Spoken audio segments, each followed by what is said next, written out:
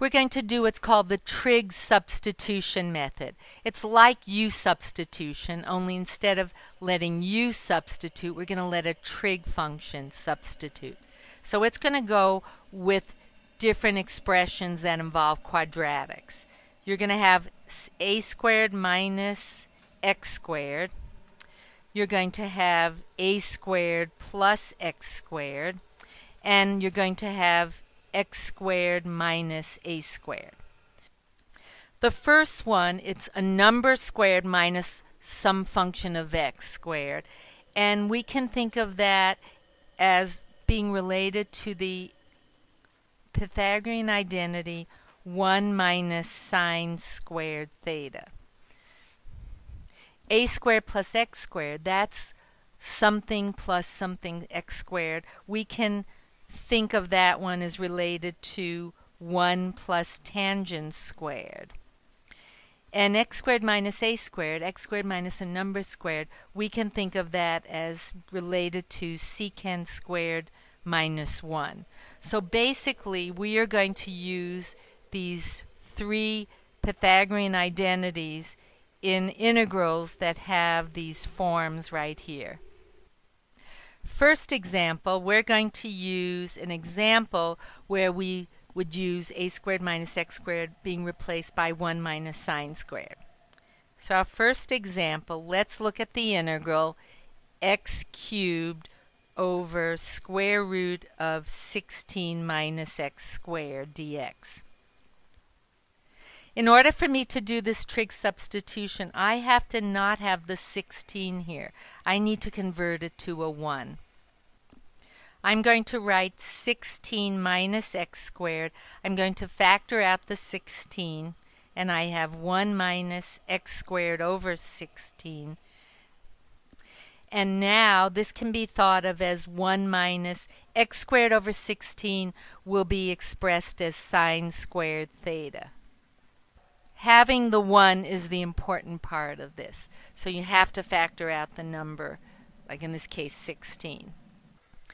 Now we can look at this and we can see, and I think of this almost as like a key. Sometimes I call it my key. And I see that x squared over 16 is going to be sine squared theta. So I can take the square root of this. I get x over 4 is sine theta. Now this one, because sine equals that, I am in this step going to put a triangle that's related to that. And you'll see we'll use that next time. So I know sine is opposite over hypotenuse. So this is opposite, this is hypotenuse.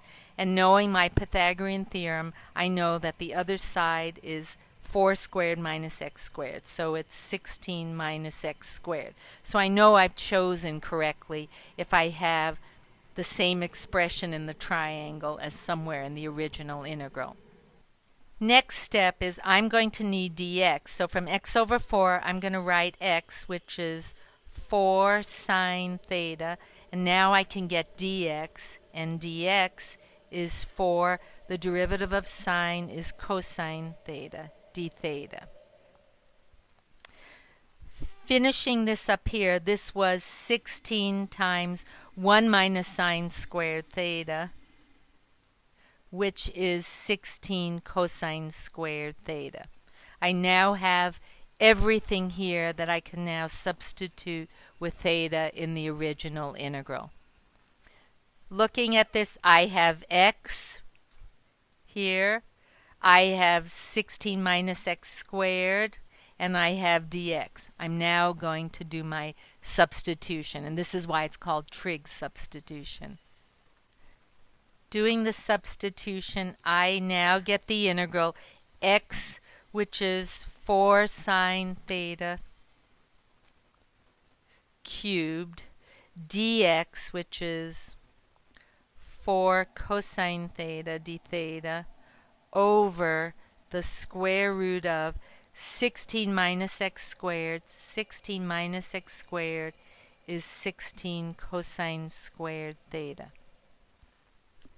Now I'm going to write this. 4 cubed is 64 sine cubed theta. I have 4 cosine theta d theta.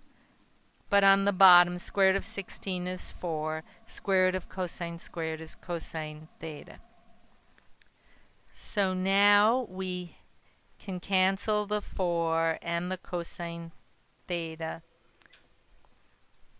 Our integral is the integral of 64 sine cubed theta d theta. To do this, it's 64. I have to pull out one sine. I have a sine squared, and I have a sine theta d theta. This now becomes 1 minus cosine squared theta. Right? This is a u substitution. U would be cosine theta. Derivative of u is negative sine theta d theta, but I have a positive sine theta, so I write negative du is sine theta d theta. This now becomes 1 minus u squared times negative 1 du. Continuing, this becomes the negative in front, or I can pull the negative and switch these. It's 64. The negative switches, it makes this u squared minus 1 du, which is 64 u cubed over 3 minus u. But I have to go back to what u is. So it's 64 cosine theta cubed over 3 minus cosine theta. And of course, the 64 is around both of those. But we're not in x, so the way we go back to the original x's is we look at the triangle. And that triangle came from the fact that x over 4 was sine theta. That was our original trig substitution. So if that's theta, that told us this was x over hypotenuse. This became, by the Pythagorean, square root of 16 minus x squared. We are now ready to use this triangle to get cosine of theta. So our answer will be 64 times the cosine of theta, which is adjacent over hypotenuse, so it's square root of 16 minus x squared over 4 cubed divided by 3 minus cosine, which is square root of 16 minus x squared, the adjacent over the hypotenuse. And of course, plus a constant. Now at this point we have a complex fraction. We can't leave that, so we need to simplify this, but it's dealing with fractions.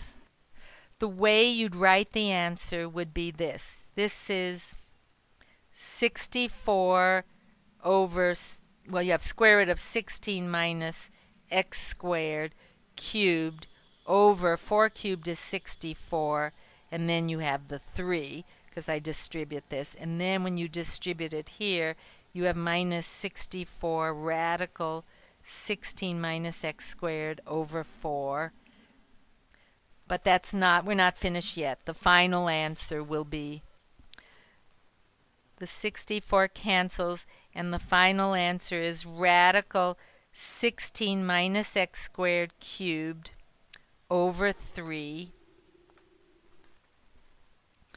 And the 4 and the 64 minus 16 radical 16 minus x squared plus a constant.